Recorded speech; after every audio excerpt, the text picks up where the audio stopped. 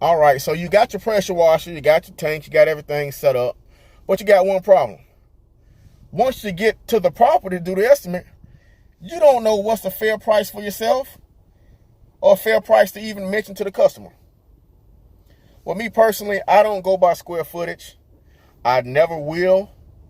I don't plan on doing it. We run a successful business. Particularly, you may say, well, why don't you go by square footage? You can be more uniform that way. We don't do it that way. Reason being is that every customer's home is an individual entity all of its own.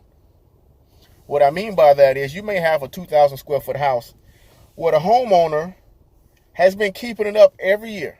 The paint looks great. All you're really doing is rinsing it off. There's no way I'm going to charge that homeowner the same price I would for someone that's been in the house for 7 to 10 years that never had it done. To me, that's personally not fair. I'm in business to make money, true enough.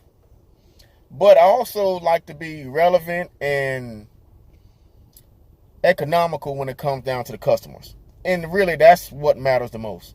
That's who pays the bills. So when I get that question from different competitors and everything, they can't really track my pricing down because it's individually based to where that's where we've been successful at. So once again, you won't necessarily get a price directly over the phone from us. You can get a roundabout figure, but it's not going to be nothing exact when it comes down to it. Another thing, okay, you got your pressure washer, you arrived at the job, and you realize that, hey, you know what? I have poor customer service. I thought I had the job. They called me out, but I couldn't seal the deal. What's going on?